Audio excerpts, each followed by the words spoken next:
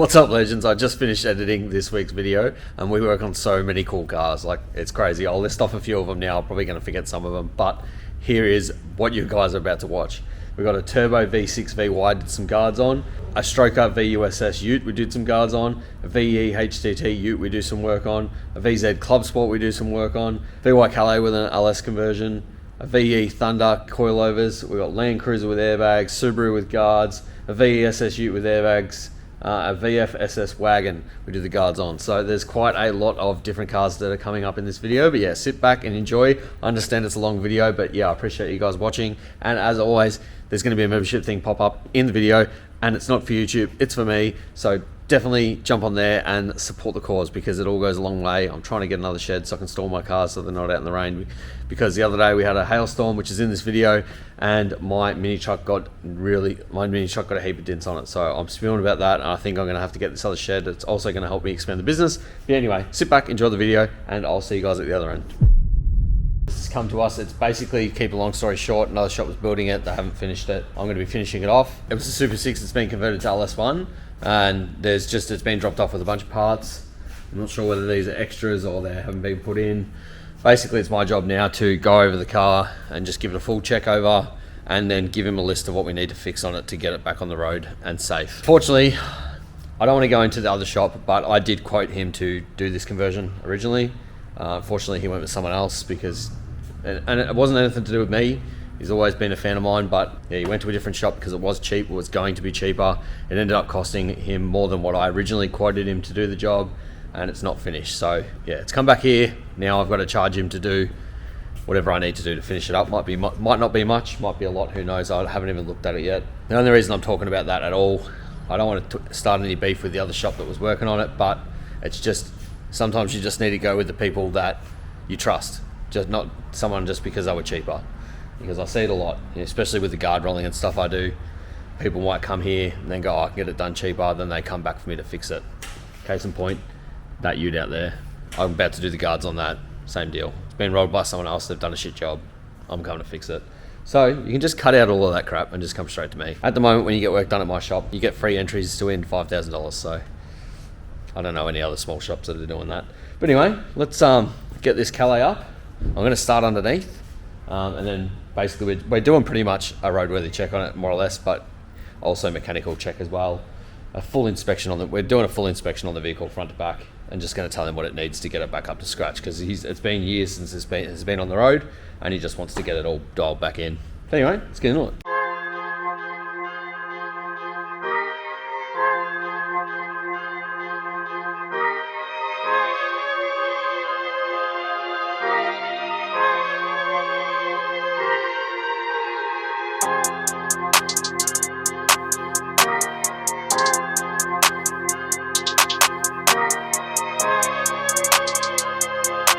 So it's currently 9 o'clock. I had a customer message me at 11 o'clock asking if he could come in to have a chat about his car. He's just buying some new wheels and just wanted to get my opinion on it. And I said, can you hold off till 2? Because I've just got a lot of stuff I needed to get done prior. As soon as I finished texting him, from then until now, I've had non-stop people coming in and out and in and out. Mostly just people coming in for quotes or coming to say hi or whatever, but far out. It's actually crazy. I love it, and I know I talk about it a lot, but it's just crazy. It's taken, no one even knew who I was. Like, I ran at records for a long time, and like, obviously people that needed parts knew who I was, but other than that, no one really cared. Well, no one really cared who I was, because people weren't coming down to say hi to a wrecker. But now, 4 years into YouTube, especially locally, it's just crazy. Crazy. And it's hard to, I find it, the hard thing is focusing. That's another reason why I don't book a lot in on a Friday, is because I need to, obviously want to focus on the conversations I have with people when they come here, but then I also need to focus on my work. So it's like juggling the two of those can be difficult, because I don't want to be halfway through doing a bolt up and then someone rocks up and then I forget to do the bolt up. So I've got to be very careful about how I manage that. And then I don't want to hire someone to be in here doing my work, because then I'm not the one doing the work, and that's why people use me. Oh, anyway, we've just This is one of my $150 inspections because I thought it was better just to charge him to do a check over the car rather than spending however long figuring out what this car needs. But this is literally the only thing I've got done in between talking to people since 11 o'clock this morning. This is why I hang back so late, because now it's quiet. I'm not going to get, it's about, what I say, it was 8, nearly 9 o'clock. Usually after about 7:30 it does quieten down. And then that's why I hang here till 10, sometimes midnight, sometimes 2, because that's when I get all my work done, because I can actually focus. But yeah, I've written up the list of what this car needs to get it sort of hopefully running and up to scratch. It's not too bad of a list. So I've sent that to the owner. He said, yep, go ahead. So we'll start to tidy up a lot of this stuff and then hopefully get this car started. And then it needs some airbag stuff done as well. But I said, let's just get the car running and get it started, and then I'll check all that, and then we can move on to the airbags. So I'm just thinking this isn't a super critical car as far as needing to get it done straight away. So what I'm going to do is jump onto doing some of these other cars. The Turbo Ecotech needs that car back as soon as possible. He's going to a tough street as me tomorrow night, so he wants to get that back so he can, I think he's got a few things he needs to dial in himself. So yeah, I'm going to pull that in now and we'll do that one, and then I reckon we'll do the other Ute. Hopefully we can get those two done tonight, and then it's just the white VE Ute that needs a bit of stuff done, which I can then load that up, get that ready for the morning. And then once that one's done, there is some more cars coming in tomorrow, but one of them is going to be a fairly big job. I'm really excited about it. It's quite a technical job, but I think it's going to be a really cool, really good job for the channel. But yeah, so I'll be tucking them next door. I think there might be one more that I've got to get done actually tomorrow. Yeah, we'll play it as we go. But yeah, so once I do that, I'll do the white Ute tomorrow and then jump onto this and get this fixed up tomorrow as well. And then go from there. But yeah, anyway, let's bring this Turbo Ecotech in.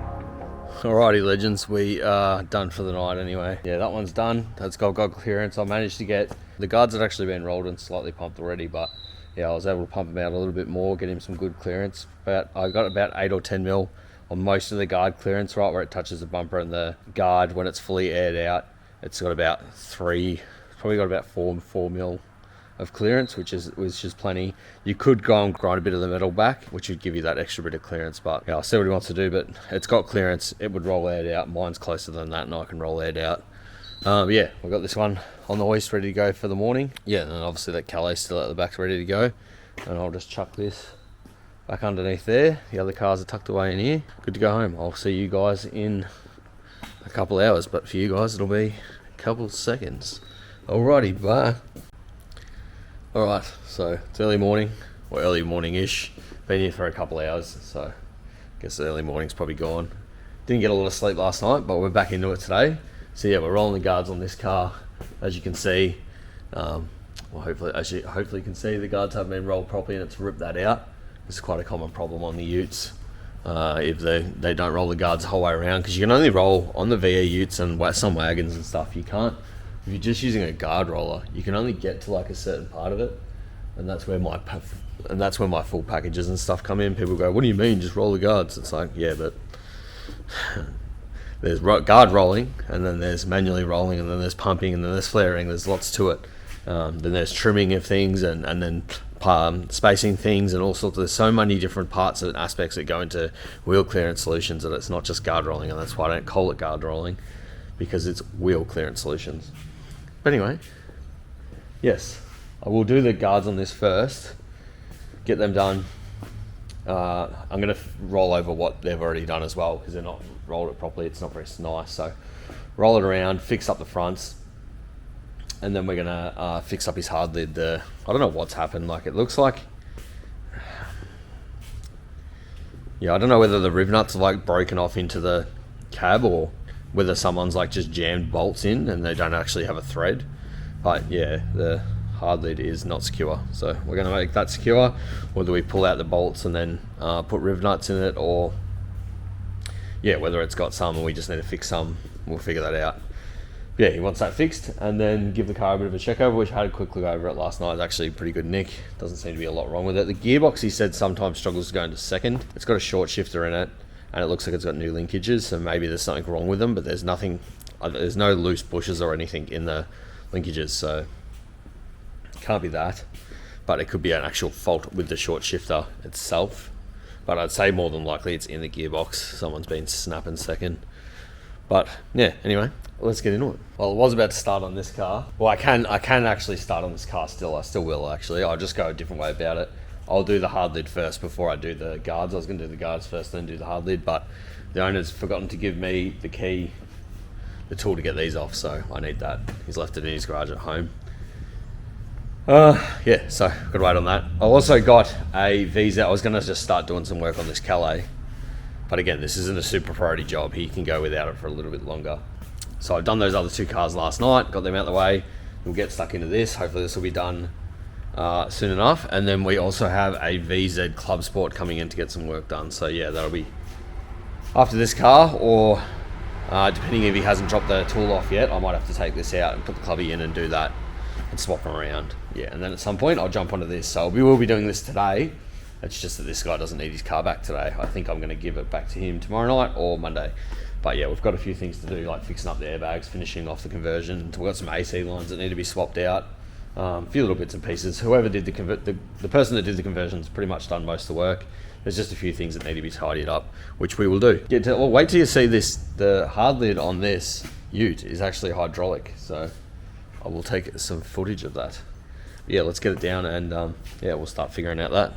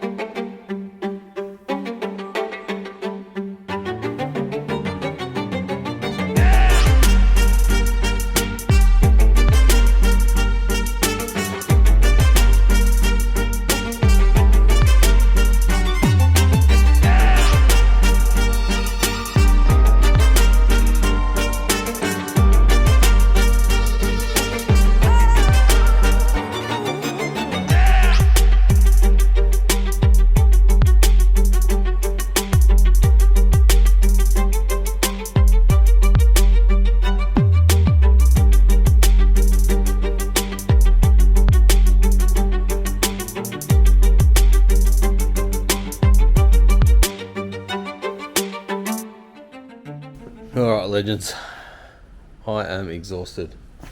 It's not super late tonight, it's only just about hit 10 o'clock, but I just had a big week, and then last night was a big night, and yeah, it's been sort of hot today. It's going to be stinking hot the next few days, so I'm not really looking forward to that too much, but yeah, I'm just going to finish cleaning up my tools, and then I'm going to go home and have some beers. Saturday night, I think.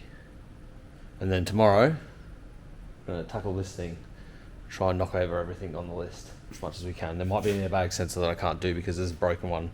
I think there's 2 broken sensors and he's only got 1. So I'll see whether I can fix that other one. Otherwise, he's going to have to order that. But the rest of the list, we will conquer. And then after I finish that, I'm going to start getting my head around this 4-link and the mini tubs. I reckon I'm going to go pretty all out on that car. Fuel tank out, diff out, do the mini tubs, put the diff back in, then set up the 4-link, blah blah blah.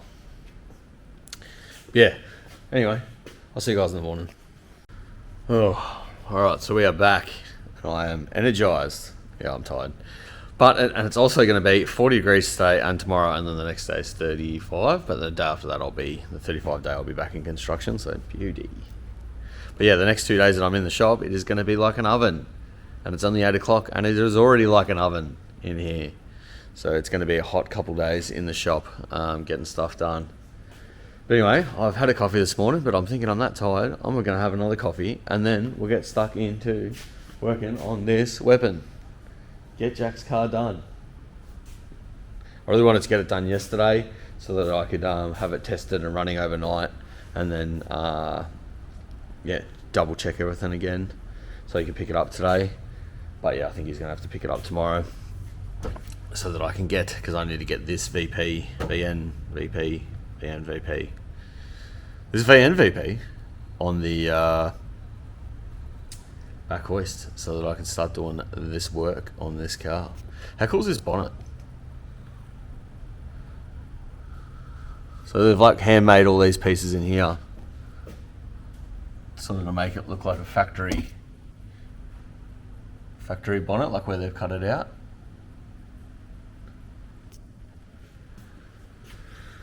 Rather than just leaving the shitty cut off bits that you've done, they've like cut it back and made these pieces and molded it all in.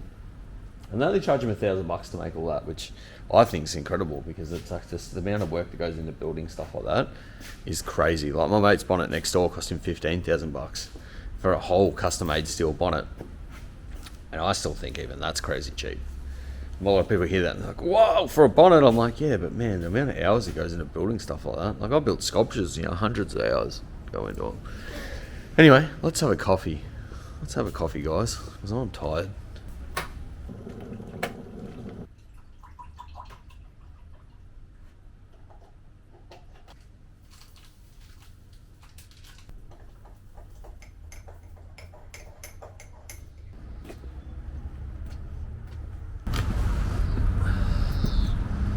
Probably can't see me very well, but oh well, I'm having a coffee. I was thinking it was crazy, like probably, I don't know the exact time, but between 1.5 years and 2 years ago I opened the shop with the one factory, and now I just approached the neighbours about taking over the third one. And it's like, I ran a records for a long time and a lot of people knew who I was. For probably the first I'd say 6 months, I could only get a couple clients a week. Like it was like I was running backwards so bad because it cost me, I already had all my tools and stuff, so I think the fit out cost me like 60 grand to build like the office and just put the hoists in and stuff. Yeah, build the office, get a couple hoists, yeah, just bits and pieces. Yeah, it was about 60 grand, so that was all my money that I had. And then the shop took like 6 months to get off the ground, so I was working 6 days a week in construction to pay so I was only working part-time in construction back then, and then I actually quit to run the shop full-time because we had like a good month, and then it went real quiet, and I just leased this factory as well. So then I ended up going back into construction 6 days a week, working like 70 hours in that, just so that I could afford to keep the 2 factories. Yeah, just so I could afford to keep the 2 factories, and then I was never here because yeah, I was just so tired. Like I'd come here for 10 or 20 hours a week still, but it wasn't really enough to get too much done. And then they went for a stage for about, I think it was 3 or 4 months over last summer, that I just couldn't even get anything done. I didn't get any videos out, nothing. Like I did a couple jobs a week for people, but I wasn't even filming stuff. I was just doing the work. And then it ended up I clicked in my brain, I'm like, what am I doing? Like, I want to be a YouTuber. I'm not taking this seriously enough. I'm working just to pay bills, blah, blah, blah. So then I cut back to 3 days a week and started working here, so I started working here Friday, Saturday, Sunday, Monday, whereas I was only doing Saturdays there for a long time. Yeah, and then that was only like a couple months ago, maybe like 2 or 3 months ago now. Might have been 3 or 4 months ago, but it wasn't a long time ago that I called it and started doing that. And now we're already getting so busy that I'm gonna have to take over another factory so that we've got the 3. It's just wild. Like, I'm not making shitloads of money. It's not like I'm sitting here saying, oh, I've made it, I'm killing it, all this stuff, but I'm still making ends meet. But at the same time, we're growing, and we're growing quickly. And I'm doing it all myself, all the filming, editing, the work, everything. Plus I work 30 hours a week in construction still. It's wild. Absolutely wild. Anyway, sorry to make you sit there and look at a silhouette of me while I talk crap, but appreciate you watching it.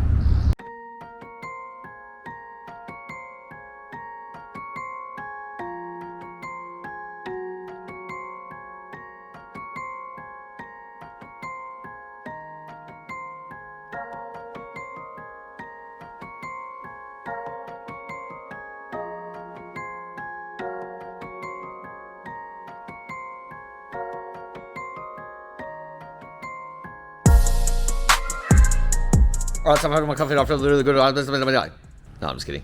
I've had my coffee, I feel really good. Now, so we're going to work through my list. There are so many mozzies in here today. I've already been bitten that many times. I'm allergic to mozzies. Maybe I have had too much coffee. Anyway, I'm going to work through my list. So the first thing on my list is the fuel lines. The fuel lines from the front to the back are not clipped properly. Fuel filter's loose. And also there's some wiring and stuff down the car that's not connected. So I'm going to get some P-clips. And I think there's the metal cover somewhere that's meant to be on the floor. So yeah, we'll put that in, put some P-clips on there, neaten up this fuel line all the way to the back, and then we can tick that off the list and we'll move on to the next item. Sorry, I just realized I probably should have run through the list. So we're gonna tidy up the fuel lines, front to rear, because they're just not clipped and there's a cover missing. The AC lines, the one that's been put in there, I think from memory he bought a WH conversion, but it's a VY, so some of the parts that they gave to the other shop weren't the right parts. So he's got the right aircon lines now, so I've got to rip those out. So rip out the airbox and stuff to make room. I can't remember if I need to drain the radiator and pull the radiator out, because I hope that the line's going to come through next to the radiator, down through here onto the condenser. So I can't remember if that needs to go in before. I'm pretty sure that needs to go in before the radiator goes in, which if it does, I'm going to have to drain the coolant, which is annoying. I'll try and find a clean bucket so we don't lose his fluid. But yeah, so I'll pull that out, swap the AC lines over, put them back in, and then it's got some transmission joiners here, if you guys can see that, because it's got an aftermarket. The transmission's been built in this car, so I think the guys that were doing the conversion put a trans cooler in there because the standard ones are crap. So yeah, they've joined it together. It's pissing out fluid. So whether it's just not done up properly or whether it needs an O-ring or something, I'm not sure. But once I can get everything out, I'll have a bit better look at it and see. Because at the moment the transmission, the car does start, it's smoking real bad, and the transmission doesn't engage. So yeah, well, I thought I'll go through this list and fix up everything I can. And then once I get to the other side of that list, then at least I can start to figure out what's going on and dial down and fix things as I need to. But yeah, so we're going to pull all that out, change the AC lines, fix up the transmission lines. It's got some wiring here. I think they've wired in a relay for the thermo fans, and I'm assuming that this is the accessory wire. So we'll need to find an accessory point for that so that it's running with the other fans. We'll probably wire that up, to be honest, so it's running all the time with accessories, and then he's got an electrician that can figure out what's better to have it run off. I'm not sure, because I don't really know. So I think it's the safest bet just to have it so it's always on. Yeah, because once we get all that stuff sorted out, then we can, hopefully once we don't have a leak in the transmission lines, then we can get the transmission filled up with oil, run it up on the hoist, make sure it's engaging all the gears, and then from there, like I said, we can start figuring out all the other issues. Oh, we've got this hose, I don't know what's happened here, but this hose is too short. Maybe it's cut down or they're giving him the wrong one, but that needs to go into where the water will pick up. So at the moment that's in the filler neck. So it's not actually going to pull the coolant back into the car, which is not ideal. So hopefully I've got a hose that'll work and we can run that down into there. Otherwise he'll have to get a hose and just replace that. And then once we can get the car running, started and running and driving, I'm actually going to pull it off this hoist because it's going to have to run for a bit. So I don't want it sitting in the back smoking out the shed. Once it can run and drive, I'll actually pull it off this hoist and swap these cars, and I'll put this thing on the back hoist because that's where it needs to go. I've got to face it. It's actually got to go the wrong way on the hoist because the hoist is set up to reverse cars on, but I need to drive it on. And then I need to make sure I weight the car properly because I'm going to be pulling the diff, the fuel tank, everything out of the back of this car. I don't want it to flip. So I need to make sure that the car's sitting on the hoist correctly for when we do the four link and the mini tubs on that so that it's all going to be safe. Yeah, and then I can stick this car on the front hoist and then I can run it. So I can run it for as long as we want. And while it's running, I'm going to go through the airbag system and tidy up that and try and get that all working because it's got E-level. Because it's engineered with airbags, so it's got E-level and stuff. So I've got to go through and just figure all that out because there's wiring sitting here in the engine bay. I'm pretty sure that's for one of the sensors, maybe for this side, the wheel sensor on this side for the height. But yeah, like I said, once I go through this first part of stage of the list, then I can get the car running and then we can start to dial in and fix all the other stuff and go through the interior and just make sure the wiring's working and all that. At the moment, I can't communicate with the BCM. I scanned the ECU, said there's no codes, but for it to be running the way that it is, there's something's got to be wrong. But I haven't actually seen it running myself. So yeah, once I can get it running myself, get it, hopefully everything's good. Maybe there's some plugs that I disconnected or something. We can start talking to the ECU and figure it out. But anyway, I'm talking too much. Let's get back into it.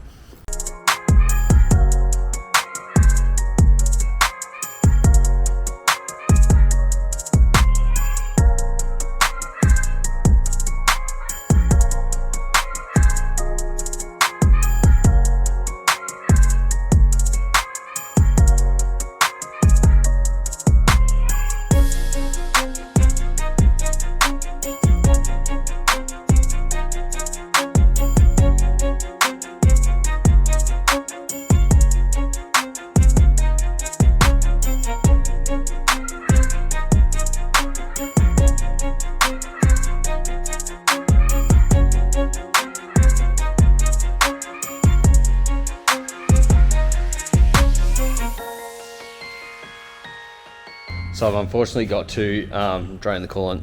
I was hoping I was going to get away with it, but I forgot that the aircon lines run underneath radiator hoses and heater hoses and stuff. So yeah, got to drain the coolant. I got most of it into a bucket. I usually have a 60 litre, like a big bucket, but I must have put something in it and taken it home, or I don't know what I've done. Oh, it's actually just there.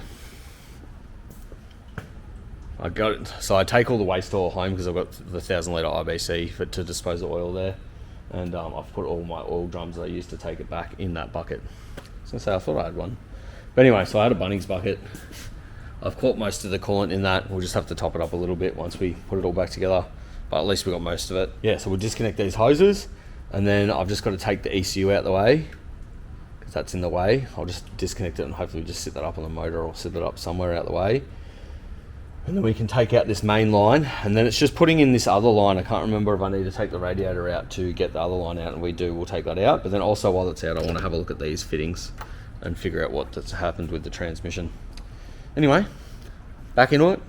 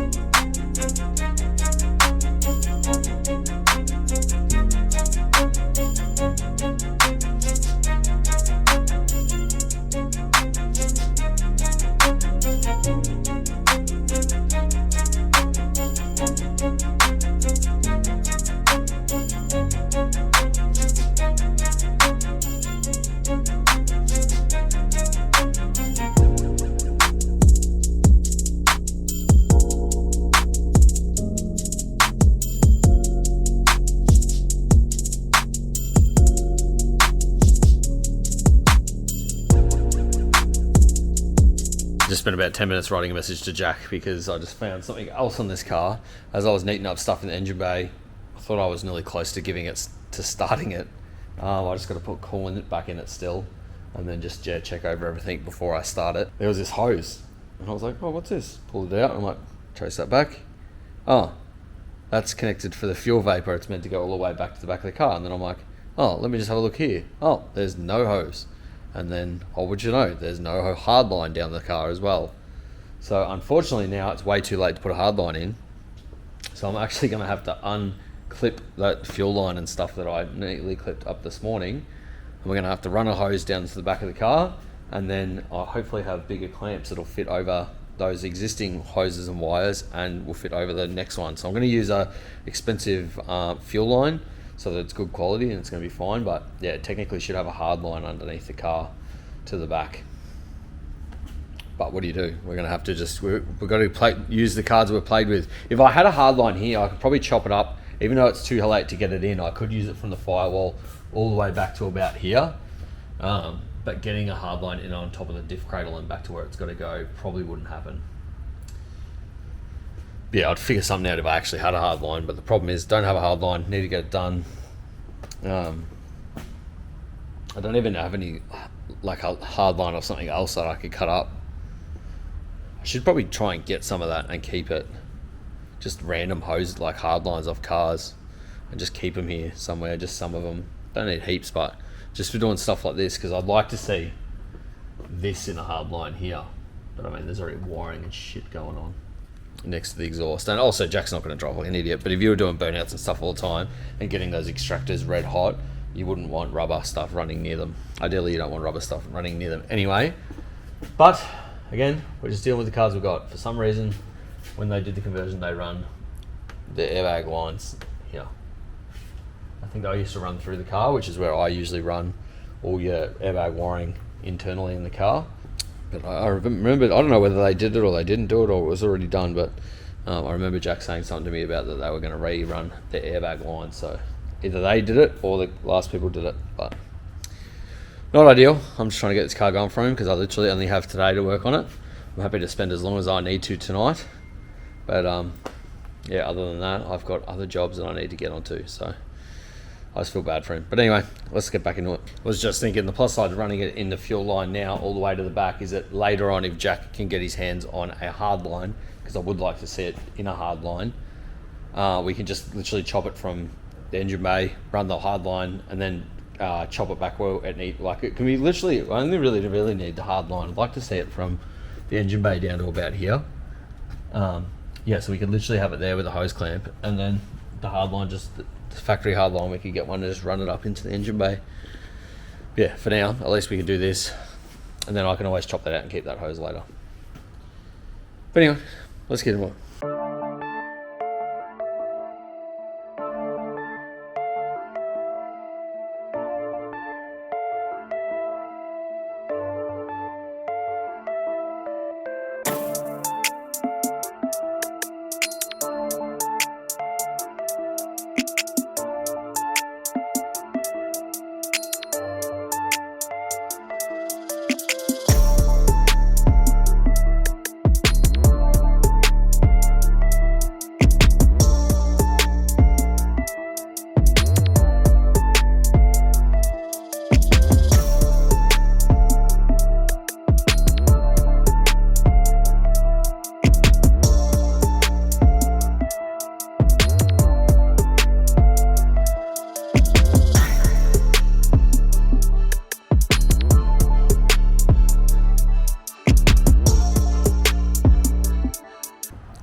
So I've just had this running and it threw a engine light, but I just let it go because it was running all right.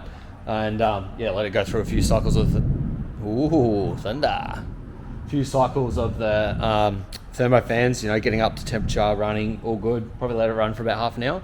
Ran really well, but yeah, had an engine light on, so I checked that out. And hopefully it's not too dark underneath here because we just had a heap of clouds come in. But yeah, this oxygen sensor's here, but it said no oxygen sensor detected, I think, for the right-hand side. And that's because there is no oxygen sensor on the right-hand side. There's not even a bung for it. So I'm not entirely sure what's happened here. I look sweaty as, that's because it's 40 degrees. It's actually just had a really cool change right now because heaps of wind just come through. So it's cooling me down, feeling good. But yeah, super weird. So I've got to try and find out whether, I've got plenty of oxygen sensors laying around, but I've got to find if I've got something I can screw an oxygen sensor into so that I can weld something into his exhaust frame so that we can get that plugged up. Because pretty much my only other option is to weld an oxygen sensor into his exhaust. Oh, thunder! Yeah, weld an oxygen sensor into his exhaust, but that's not ideal. So let's hope that I've got something laying around that I can make work. Oh, bit of thunder, bit of lightning, bit of thunder, bit of lightning!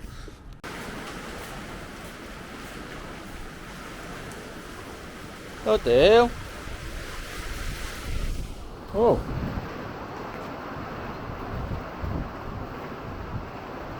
It's raining. I was literally melting 20 minutes ago. It's raining.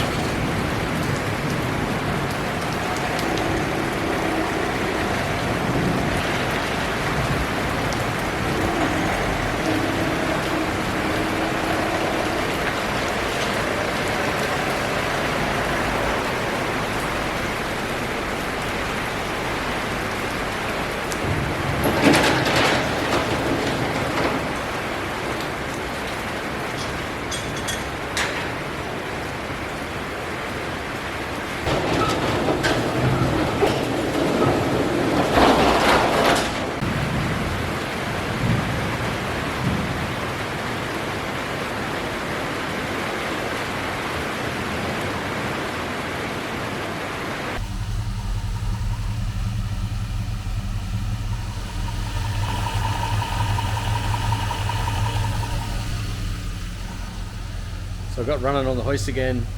This time no oxygen sensor code, which is a bonus. But we've developed a rear main leak by the look of it. So it's still coming up with O2 sensor not detected, even though there's an O2 sensor in there. So I'm not sure what's going on there. I'm gonna swap them both out into a different style of O2 sensor and see whether that helps. Maybe the wrong one. You might not be able to see that, but it's got the black and the white and grey wires. Have a look at my tub of O2 sensors.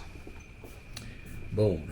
Yes. So the other style is, well, you've got square. That's another one, but that's a VZ. Yeah, you've got this one. It's got like it's got purple wire and stuff in it. It's slightly different looking O2 sensor. So maybe that takes a different reading. So I'll pick out 2 of them and we'll chuck 2 of those in this car and see whether that fixes it. But for now, I'm going to take a little break. It does look like we've also developed a rear main leak. Not sure if I mentioned that already, but I'm hoping for Jack's sake that that's just oil that's somehow in there and it's going to go away, because we just want our problems to go away at the moment. I just want to go through the airbags and just have a bit of a look at everything. Unfortunately, I'd love to rip the whole kit out and start again, but that's not going to be possible. We're on a budget, so yeah, I've just got to try and make it work. So the front wheels are going to come off because there's a broken sensor and a missing sensor, so we'll get those installed. Hopefully we've got the parts between this shelf of bits and in the car, because yeah, I'd like to get the rear sensors are all in. I just need to get the front sensors put back in and mounted, and then I can start putting the air lines back on in the boot and trying to figure out what the hell's going on with this airbag system, because the relays are out, the airbags have been disconnected and plugged into each other with a pump up section. I can see that all dripping on the ground. Yeah, so I need to now try and get my head around the airbag system to see what the hell's been going on there, and then we can come back to the motor once it's cooled down and have another shot at it. Alrighty.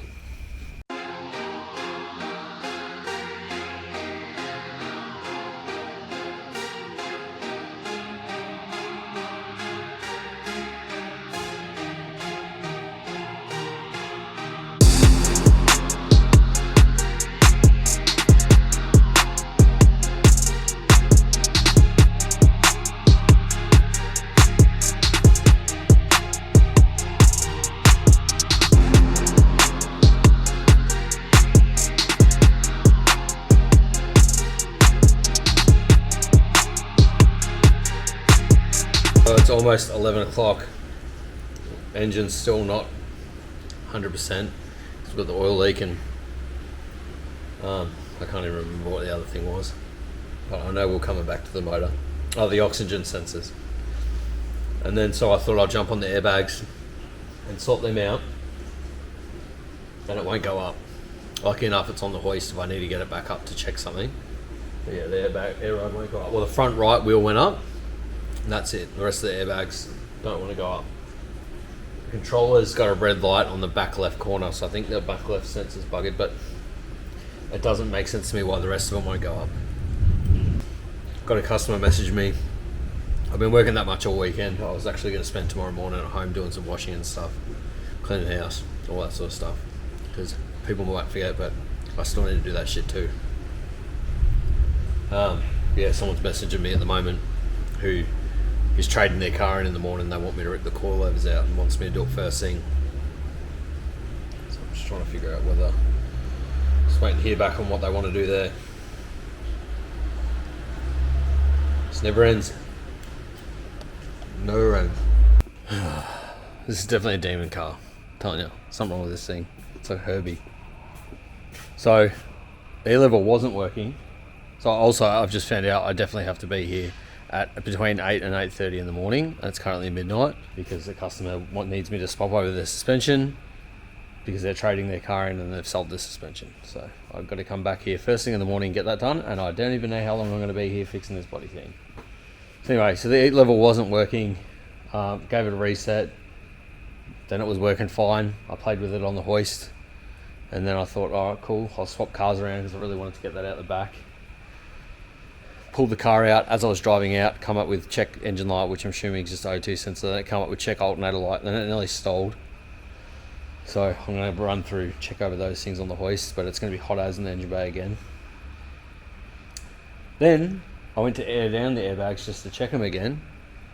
They're not working again. Reckons there's an issue with the front left sensor. I think I put the brand new one on the front right, pretty sure. So it's saying there's a problem with the front left. So at least it's aired up somewhat.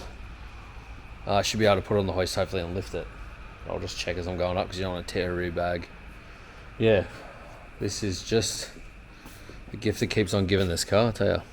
Did we leak any fluids, Eddie? Yes, we did. It definitely has an oil leak, as well as everything else. That's awesome. Anyway, it's close to 1 o'clock. I've had enough. This car has just defeated me today, because I did so many different jobs on that car. Like, this whole bench was covered in tools, that whole bench was covered in tools, that whole bench was covered in tools. Like, the whole shop was just messy as, covered in tools. I was doing so many different jobs, and every single thing I did on that car just went to shit. Yeah, I'm just ridiculously exhausted. Like I said, it's close to 1 o'clock now. By the time I get home, have a shower, all that jazz, be like 1:30, 2 o'clock by the time I go to sleep. And I got to be back up at 7, get ready, come back in here, smash another big day. So yeah, anyway, I'll see you guys in the morning.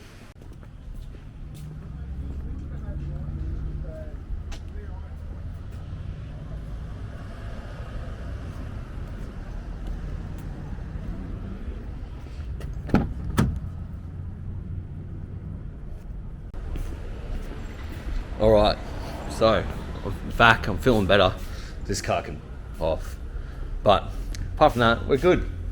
So this Ute, I actually put coilovers in. He goes, "Oh, put coilovers in for me a few years ago." I reckon I'll put them in 5 or 6 years ago into this Ute. But anyway, he's traded it in, so he's going to pull the coilovers out. He's still got the stock suspension, and then that way he can at least keep the coilovers and sell them. So yeah, we're going to bring this in now, swap the struts over, get him back on the road because he needs to get to Sunbury to trade his car in. And then, yeah, then we'll get stuck back into this Calais. And this Calais is going to be nice to me today. It's going to be a good car to me. It said to me last night, "Look, I'm sorry, Remy. I'm being naughty, but I'm going to be good to you today." So, same as this car. I just said to the customer then, "Don't worry, mate. This job's going to go perfectly because everything else has gone to shit this weekend. So, these jobs are going to be nice to me." Anyway, let's get into it.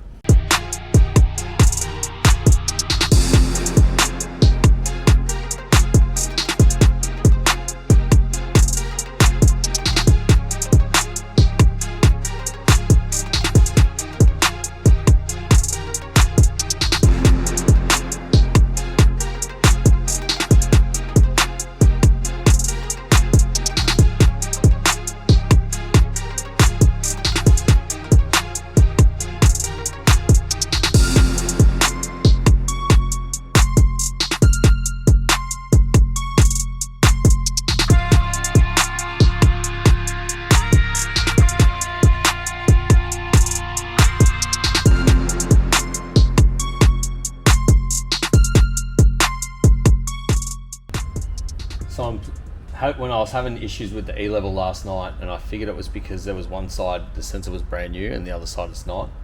But it looks like the holes that they've made for these screws are just flogged out. It's not loving it. So I'm actually going to put some rib nuts in there, hopefully, if I can get the tool in there. Could be a bit tricky. Hoping I can get the tool in there, and yeah, I'll put some rib nuts in there, and then I'll do that to both sides on the front so that the sensors are mounted a bit better. Because on the back they're probably not under as a lot of pressure, but on the front of these things they'd be copping it a fair bit. So I assume just over the years it's just slowly pulled out and buggered the thread. But anyway, let's chuck some rib nuts in. Having a better day so far today. Just had a VE come in. He let me know last night. It was like 11 o'clock last night. Then he needed it done first thing this morning. And yeah, he dropped it off, and it actually went really, really well. And I was very happy about that. It is nice when you get a job that goes as it should go. It's always a plus side. I do enjoy that. But anyway, let's get into it.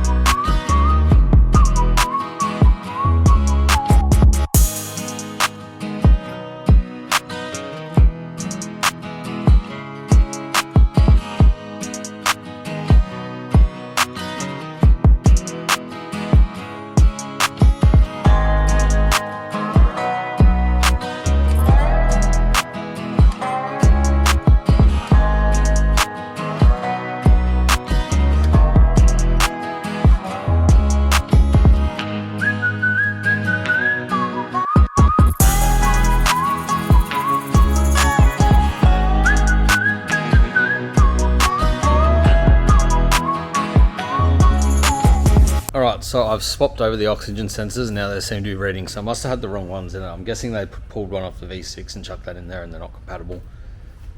So yeah, I swapped the oxygen sensors out, they're now reading, and I've also fixed the front airbag sensors, the E-level sensors.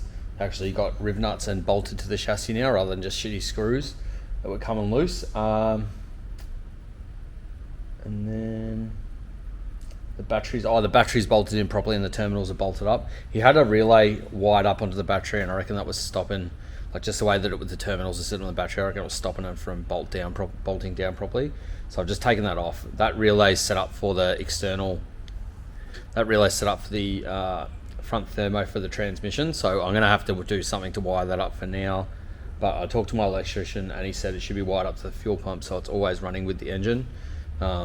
That's above my pay grade. I can do basic wiring, but I don't know what he's talking about. So yeah, this guy has his own electrician anyway, so he's going to get him to do it.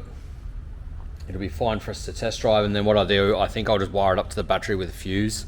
It's through a relay already, but I'll just wire it up through a fuse so that he can just plug the fuse in when he's driving, because he's got to drive at home, and then his electrician can come over and do it down there. Yeah, because electrical is not my strongest point. I don't know why it confuses me, it just always has. But yeah, I'm pretty sure I'm ready to take this for a drive up the road. I'm not going to go too far for the first drive. It does have an oil leak, it's from the rear main, but it's like sometimes it leaks, sometimes it doesn't leak that bad. So I don't know what really is going on there. Sometimes seals get stiff when an engine hasn't been running for a long time, so there's every chance it might fix itself. I'm wishful thinking for Jack, hopefully it does. But yeah, I'm thinking we'll put it down on the ground, we'll check the E-level out, hopefully that's stopped cracking the poops now, and then yeah, we'll just take it for a quick run up the road and back, give it another check over, and then yeah, I suppose I've got to take it for an actual drive, which is kind of nerve-wracking because there's just so many things that have been happening on this car. But yeah, anyway, let's get it off the hoist, check the E-level, and then hopefully go for a little drive.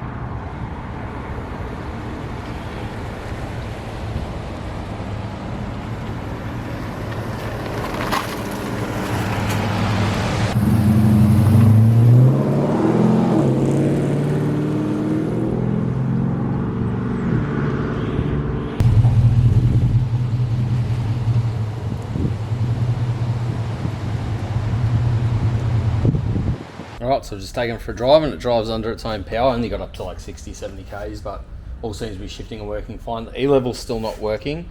I'll take a little bit more of a look into that soon, but it's still coming up with that front left sensors buggered, which is, he bought one brand new one, so there's one aftermarket, one new one on the right side, and then there's the normal E-level one used on the left side. But to me, the sensor feels a bit dicky, so I think that sensor might actually be buggered as well. I reckon what's happened is someone, this is just my guess, but someone's disconnected the strut from the hub at some point and let the sensor drop, and it snapped it.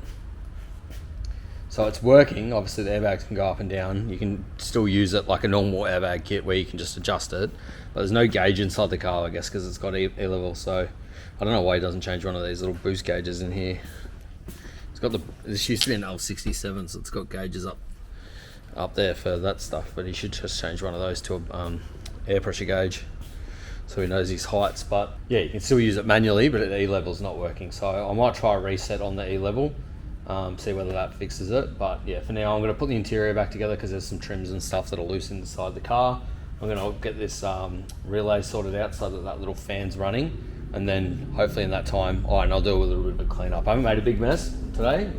Got clean benches, so I'm happy about that. Got a little bit of stuff over here and a little bit of stuff here, but not too bad. So yeah, I'm going to put these trims together in the car, get this car tidied up, and then hopefully by then Jack Ringers will be back and I'll find out what he's up to today, because I think it could actually use a decent drive, like a couple-hour drive, but I just have a funny feeling that I'm going to have to do more to it, like it's going to spring a leak or something. Like I've had it running for ages now, probably all up probably about an hour I've had it running for, and I've driven up and down the street, but yeah, I can't leave the shop. So yeah, it'd be good if him, but he's from a fair while away, but if he's around, it'd be good if he could come and take it for a drive through the hills and stuff and test it out and see how he goes, because at least that way if he breaks down I can come and save him. But if I'm out there by myself and I break down, well, I'm not out at the shop, so customers can't get to me, and then I've got no one to save me. So yeah, if he can't do it, I'm just going to I'll wait till a bit later tonight when I can at least shut the gate and stuff,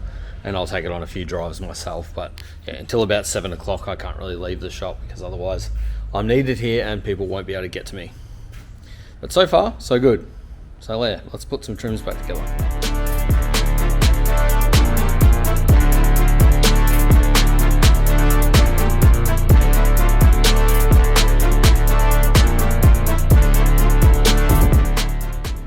So Jack, I just spoke to Jack and he's coming to get this car and he's going to take it for a drive, and I'm worried if I leave it too late, the storm's going to come back through, because it was berserk last night and it's meant to be the same tonight too. And I'd like for him to have this car back if we can get it back to him so he can start doing his thing on it. The oil leak, we're just going to have to monitor and see how it goes, because at the end of the day, like, you can't just throw more money at it right now. Yeah, if you wanted to fix absolutely everything on your car all the time perfect, cost you a fortune. Unfortunately, when we install motors, we always put a rear main in, because it's just not worth the hassle later on. You know, it's like an hour with the motor out, and it's hours and hours and hours with the motor in. So yeah, so far so good. And if it does break down, well, there'll be more content on his car. But yeah, I'm going to start getting my head around. Well, I've just got a few little things to finish off on Jack's car before he picks it up. But then I'm going to start getting my head around this 4-link and the mini tubs on this. Let me get up a bit, fella. On this thing. That's a bad looking picture of it. Needs the bonnet painted. I don't know if I mentioned this, but he sent it in to get the bonnet painted. The guy started sanding the whole car back. So yeah, now unfortunately he's got to get a paint job. But yeah, I want to get all the kit out of the back of the car and get it on this bench and start to get my head around what I got to do. And then I think I'm going to drop the fuel tank out, drop the diff out and stuff. But also I'm waiting for a deposit from this bloke, because when it comes to big jobs, as you guys know, I'm charging deposits now. And so I sent him an invoice when he dropped the car off. And yeah, once I get that invoice paid, he was meant to pay it yesterday, hasn't paid it yet. But once I know that that's paid, I'll start tearing into it. But until then, I'm just going to start cleaning up my shop, finish up this car, clean up my shop. I might have a coffee and get ready for Jack to get here. The day's due to pass. I've nearly spent all day. Well, I had that other job this morning, but then apart from that, I've nearly spent all day on this Calais again, which I did not allow for. But just trying to do the best I can with what I've got. Anyway, I'll see you in a sec. Alright, first up we have this Landcruiser. Big rigs like this are so sketchy to put in the hoist because they're just so long and you don't have a huge space that you can grab the chassis on. Like, because you really want one arm as far back as forward and one back as far as you can get and one as forward as you can get. But because of the way the chassis are on these, you've only got maybe like a metre and a half between the arms. And even I went down and seen Paulie, he had his 4-drive on the hoist, and I was like, man, these things are just hard to put on. He's like, yep, they're just tricky. I'm like, I'm glad I don't work on this sort of stuff all the time. But what we will do, just to make it a bit safer, is I'll grab the transmission jack and just put it under the tow bar of the car just to level it out a little bit while I'm dropping wheels and changing bags and stuff. It'll just make it a little bit safer. I've actually been meaning to make up some jack stands, which would be bloody helpful with this thing when we're doing the tubs and stuff, because yeah, you can put the car onto it and sort of just use it as like a big axle stand. I've got some here. But I just need to make them basically longer. Yeah, so we've got all this to go in this VN, so we'll be starting to do that in this video too. But yeah, first off the ranks, we have this Landcruiser. I've got to replace the bags in it. One of them is kaput. My voice is a bit bad today. It's because I lost it because I was at Luke Combs last night. We've got a couple more cars coming in today. We'll just have to see what they end up needing. But yeah, I forgot to jot down today's work in my calendar, so I'm not actually even sure what's coming in. I knew this was coming, but I'm pretty sure there's a couple other cars coming. I need to be really strict with that.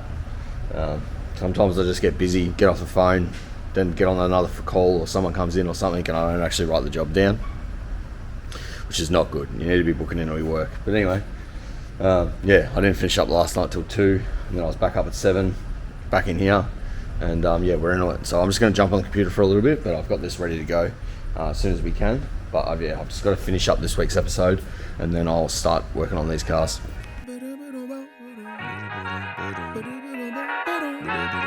Hey, to whoever may need this nugget of encouragement, things will be alright, so quit your worrying.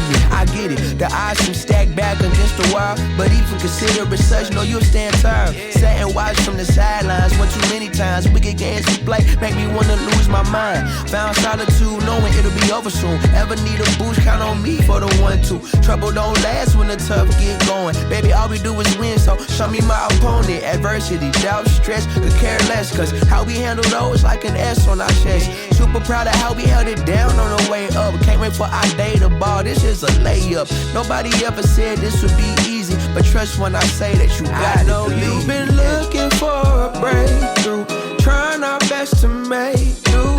Every day is something new, but change gon' come, oh yes it's true. Brighter days are straight ahead.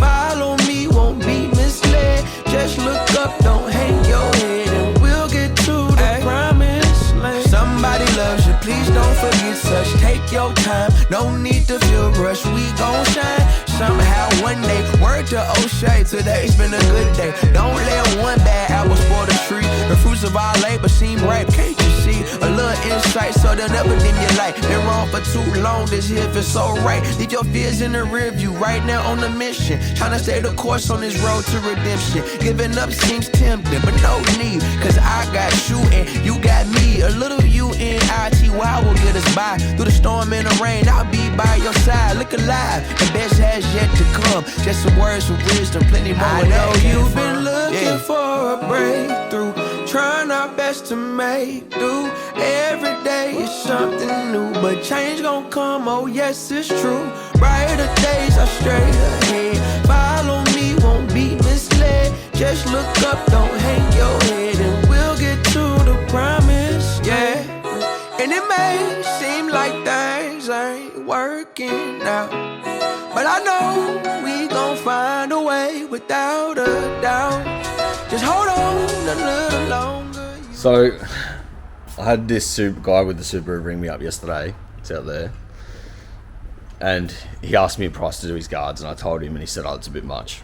And I went, yeah, fair enough, all good, each their own, you know. There is cheaper joints out there. I wasn't going to say anything to him as much as this, but there is cheaper joints out there. But from what I've found in my long time doing this, over 10 years, the cheaper shops do a shit job. So anyway, so I was just like, yeah, fair enough, all good. And then he rocks up this morning, and I didn't think he wanted to come and do the job. So we have a look over his car, and he's like, how much again? And then I said, yep, it's $300.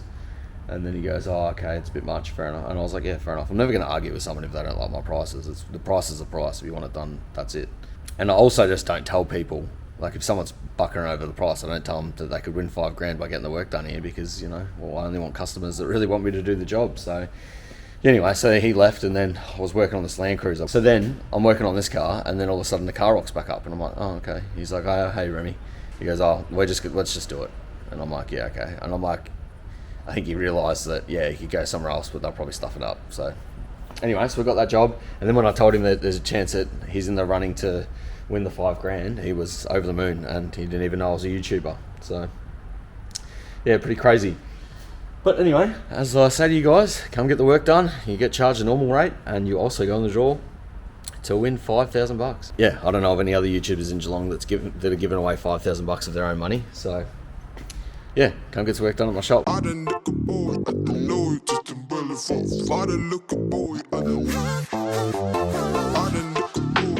Load just in Belfast. I done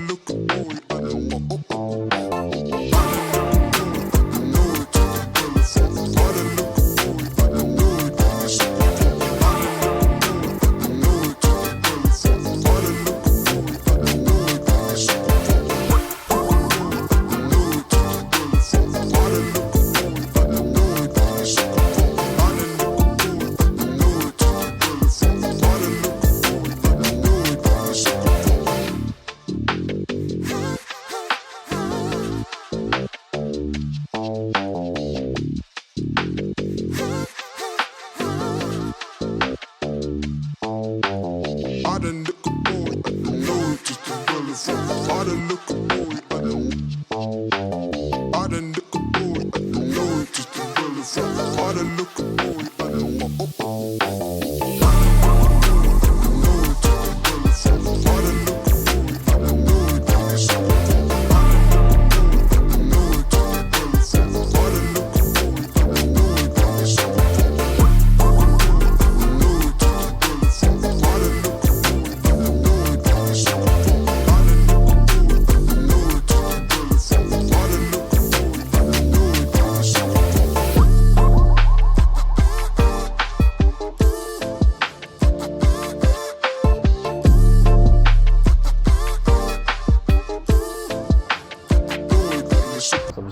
up on the Subaru. I'm about to pull it out.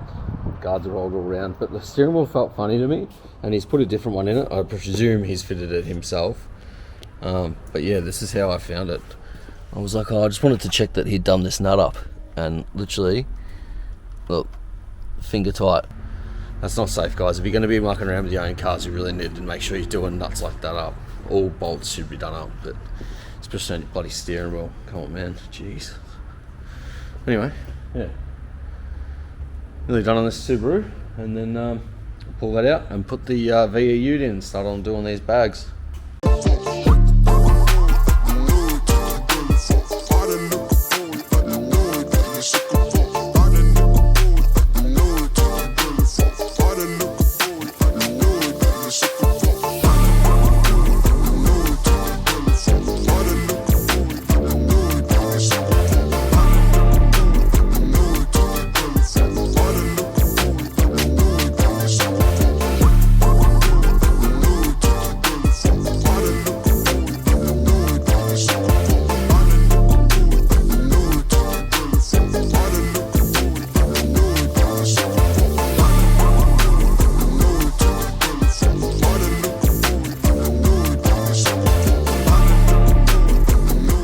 Well, I just bring this VE in, and when I chatted to him about it, I said it'd be awesome if he could take the tub liner out and the hard lid off before I come in, because I've got to put the tank and stuff in underneath there. There's like a cover that you pull off to get out, because it's just hard to pull a tub liner out by yourself. And also, like,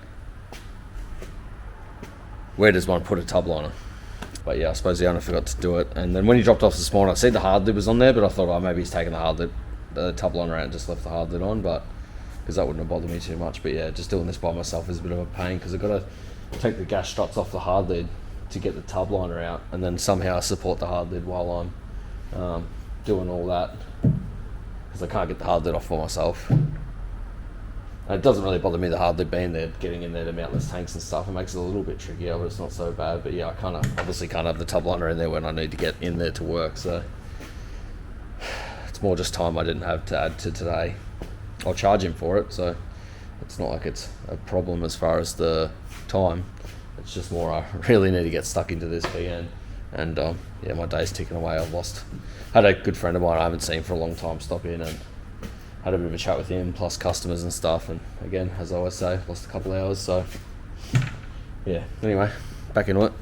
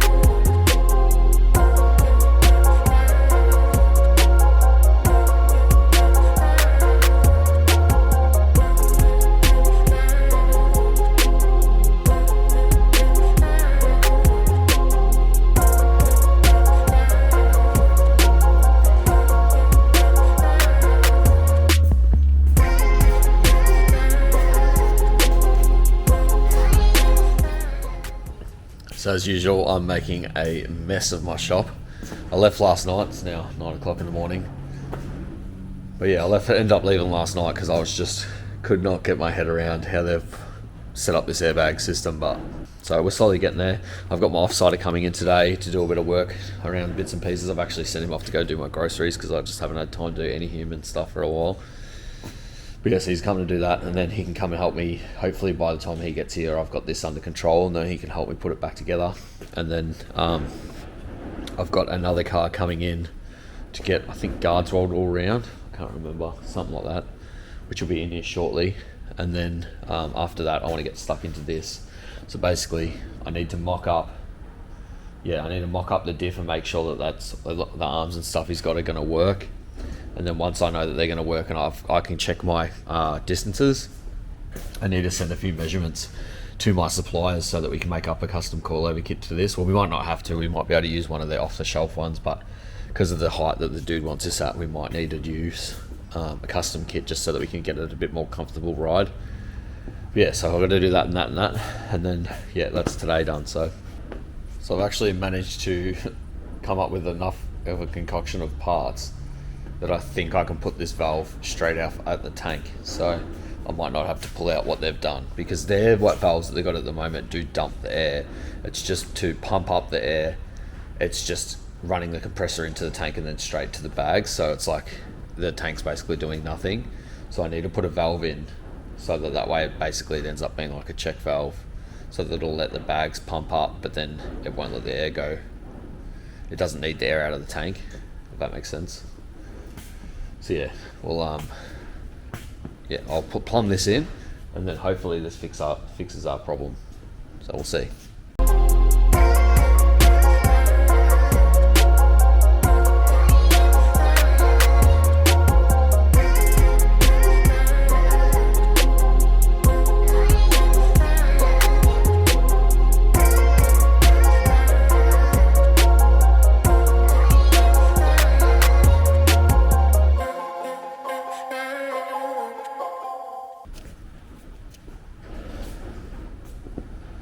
Alright, so car out the front's just been dropped off to the VF SS Wagon.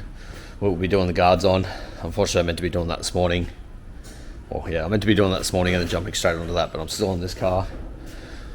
The guys that did the airbag kit have done nothing wrong. They've installed the kit just as it's meant to be, but unfortunately, I just don't like it. It's nothing to do with them. It's more the manufacturers, just the way that they've designed the kit. I'm not a fan of it. So I'm ripping everything out and I'm going to relocate it all into the tub up the front there, so it's easier to get to too if you need to service anything and look at it. It was all tucked in behind the thing, which was quite neat, especially for what it was, but I couldn't see what I'm looking at, so without knowing what they'd done, it was hard to vision it. So I just thought I'm just going to rip everything out. I'm going to run the airlines into the back of the car, and then yeah, I should be able to make the kit be a little bit quicker too, because the one complaint the customer said was that it was slow, which is basically what they are. They're a slow kit. That's what they used to be called back in the day. I don't know if they still call them that. You had slow and fast kits.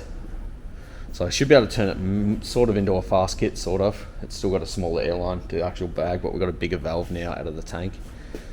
So it should get it pumping up a little bit quicker, and then we'll just have to put a one in for putting it back down. So yeah, anyway, we probably didn't need to, now that I've seen sort of how it was wired, I probably didn't need the extra valve. I could have used the ones they've got, just made them separate, because it doesn't actually have side to side. It's only one switch up, one switch down, so you don't really need two valves. I guess they put them in because they'd had two small valves to go up, so I'll put one big valve in to go up, and I'll have a smaller valve to go down, which makes it a little bit easier to adjust, because I actually used to do that in my other cars. Because if you had a 1/2 inch valve or 3/8 valve to go up and down, it goes up and down really fast. So you really want to go up quick, but to be able to adjust the height, you want to be able to go just go down slowly.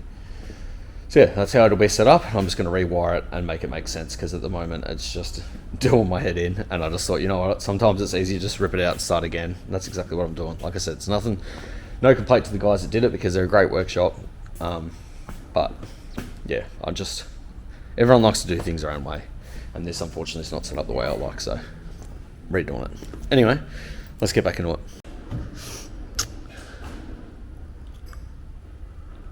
So me being professional wiring man of the world, this is hard to admit.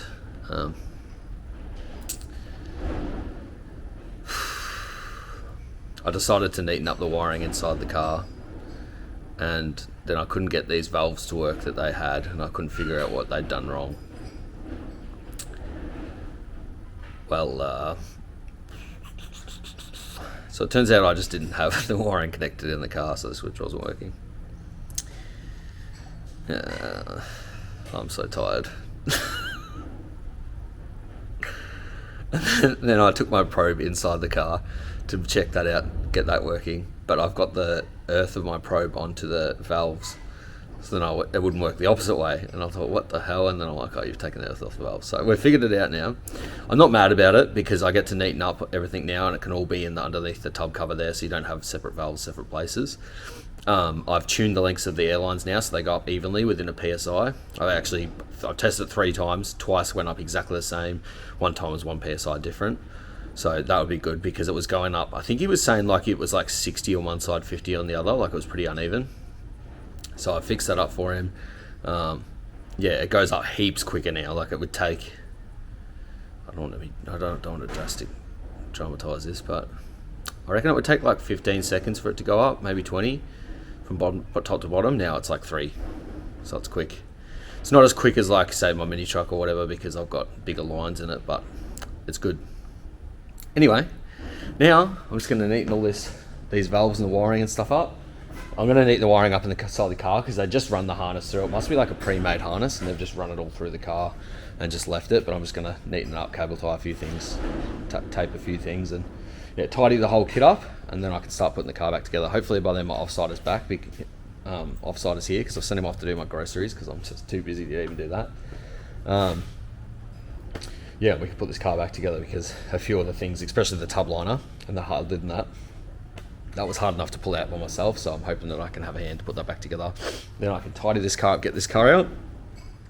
I'll get Luke doing some other stuff while I do the guards on that VF, and then we can both jump onto this VN together and start sussing out the custom arms and the mini tubs and stuff. But anyway, I'm happy because we're making some progress, so yeah, let's get into it.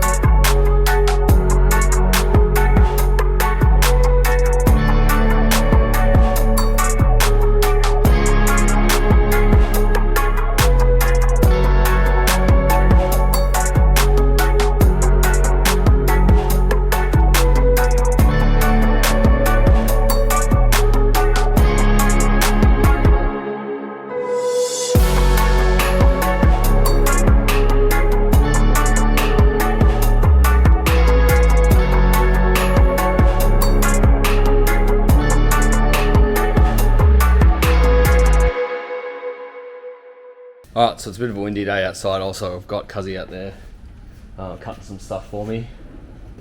So, might hear a grinder in the background, but yeah, I'm just tidying up now. Just been putting the bags under pressure, holding pressure really well. They go up level, which is perfect.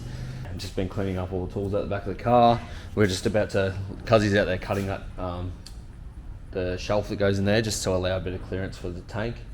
And then we'll put that back in, put the tub liner back in. I'm really happy with it. I'm sure the customer's going to be stoked. Yeah, time to put it back together and then we'll jump on the next car.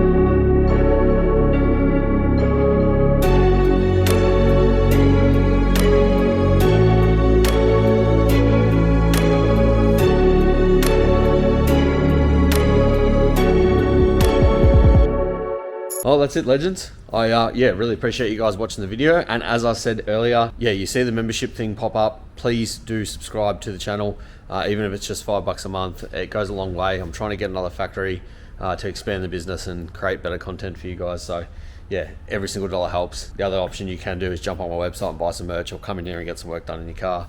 It all goes a very, very, very, very long way. But anyway, and in the next video, be sure to check in, because we are doing mini tubs and custom rear end on this VN. So yeah, be sure to check in the video. I was trying to get it in this one, but as it is, as you guys have seen, this is already a massive, massive, massive episode, and I decided to do one especially for this car. So hopefully I've grabbed enough content of us doing the kit to make it a good video, but yeah, I decided to do a special video just on this one. But anyway, appreciate you guys watching. Until then, I'll see you on the next one.